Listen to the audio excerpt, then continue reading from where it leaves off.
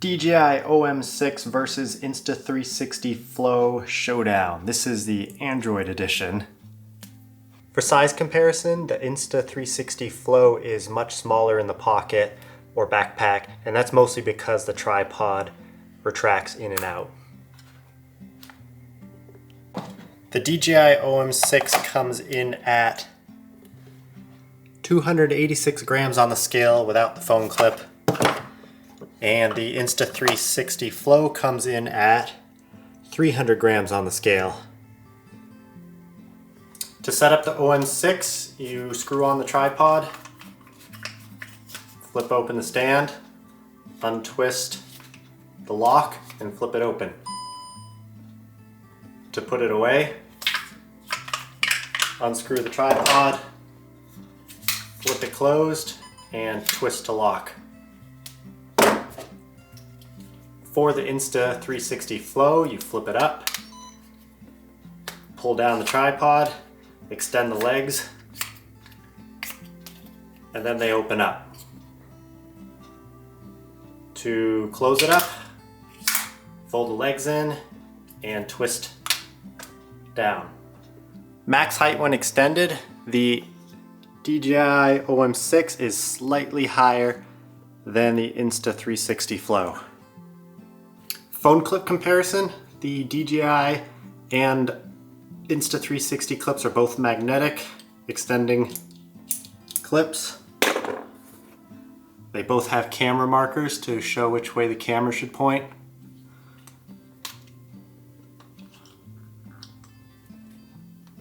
The DJI clip is much tighter on the phone and peels the case back a tiny bit. This is a spike-in thin case for the S23 Ultra. It's pretty tight on there.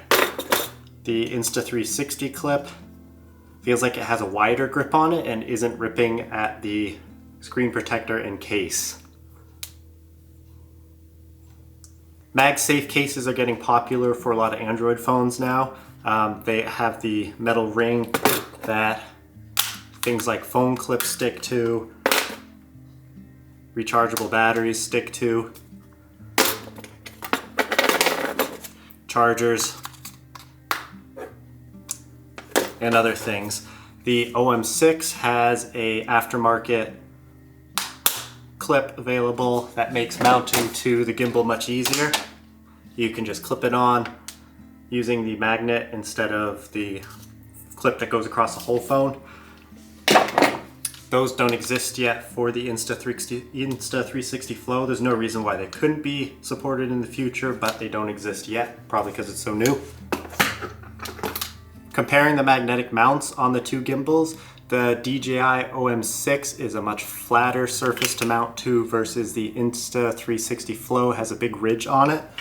What that means is when you attach the magnetic mount, it's much more likely on the Insta360 to clip into place as opposed to the OM6, where if it's slightly misaligned, it won't actually click in until you adjust the phone.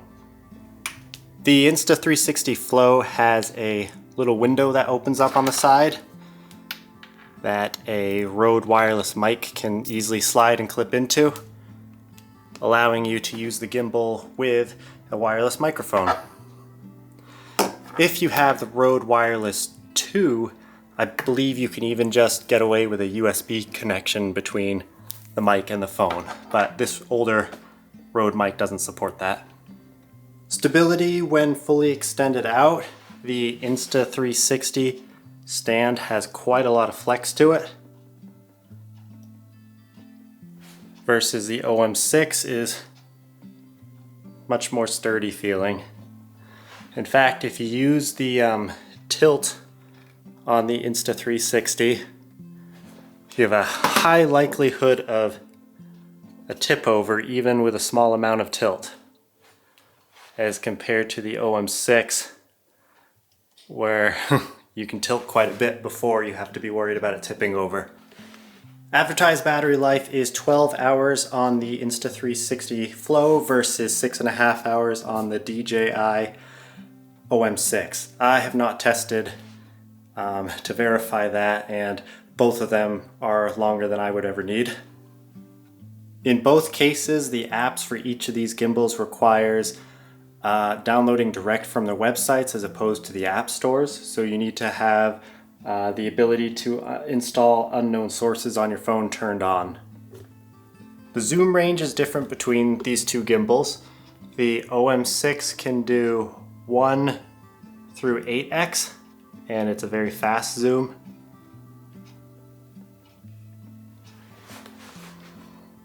The Insta360 Flow is a rocker that you twist, and it goes from 0.7x through 10x. And this is full speed.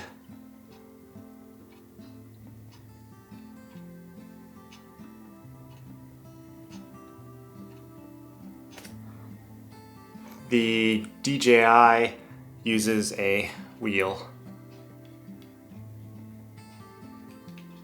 The DJI gimbal only supports the 1x camera currently.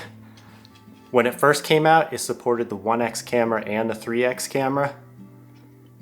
But even when you're zoomed in at 8x, I can cover the main camera and know that that's what it's using the entire zoom range from 1x to 8x. The Insta360 is capable of using the 0.6x camera. And as you zoom in, when you flip to 1x, it has a rough transition switching over to the main camera. As you continue to zoom, there's another transition that's much smoother at 3x.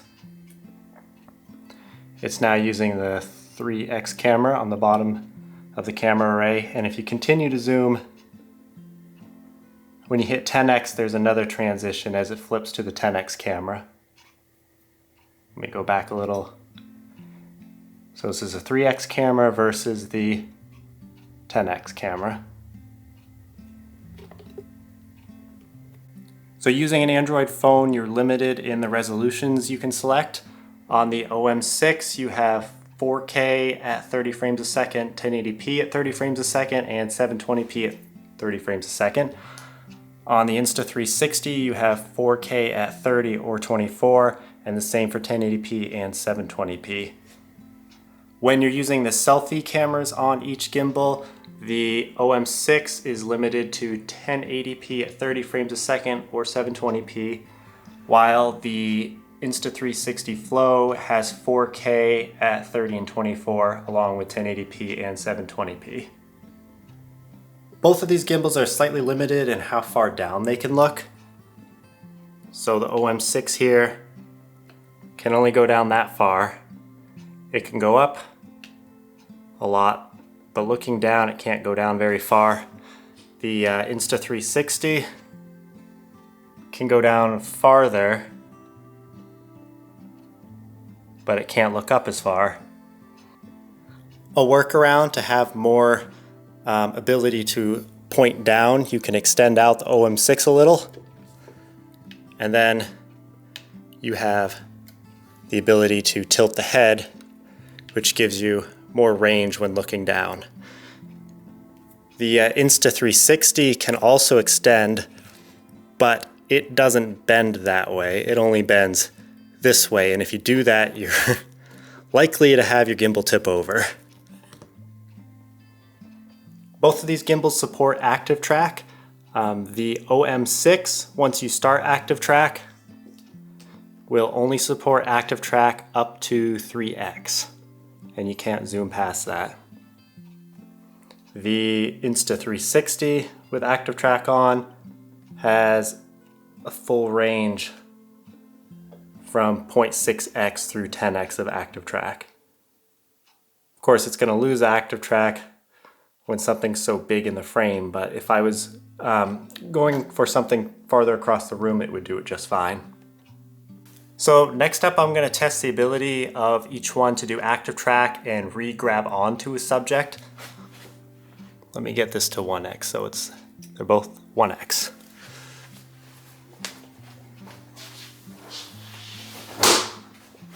So I'm going to start active track on each one by pulling the triggers. Alright, they're both following me.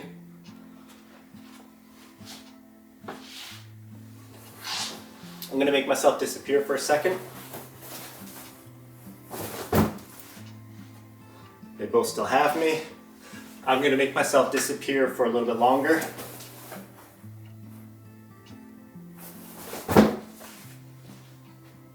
And the OM6 has lost tracking. Let me restart its tracking. Now they're both on me again. I'm gonna disappear and move a little bit and see if it can re-catch me.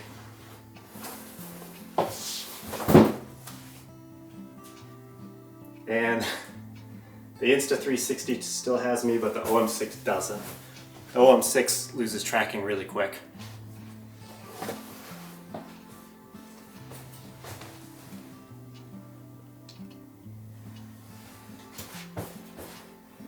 Oh, and it won't grab me again.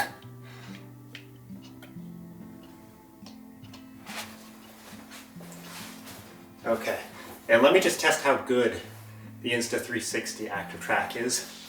So I'm going to cover myself. I'm going to move around a little bit.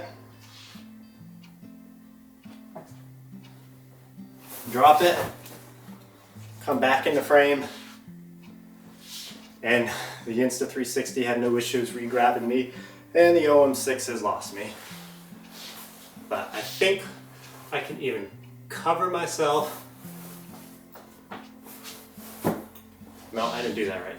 I'm going to start moving, cover myself, show again.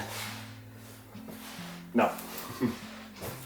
I was kind of hoping that Insta360 would follow where it thinks I am, but I don't think I have enough room to really test that in here. Either way, I'm going to disappear for an extended period of time and see if the Insta360 at least can recapture me.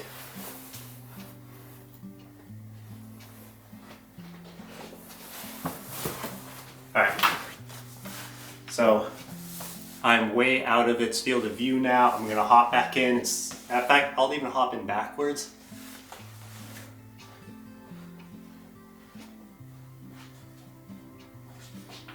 And see that it recaptured me. Cool. Alright, that is my comparison of these two gimbals. I'll put links in the description for each one if you want to check them out. Considering they're both the same price, it seems like you're getting a lot more for your money with the Insta360 Flow, but the biggest catch with it is probably going to be stability, especially when extended out. Thanks for watching.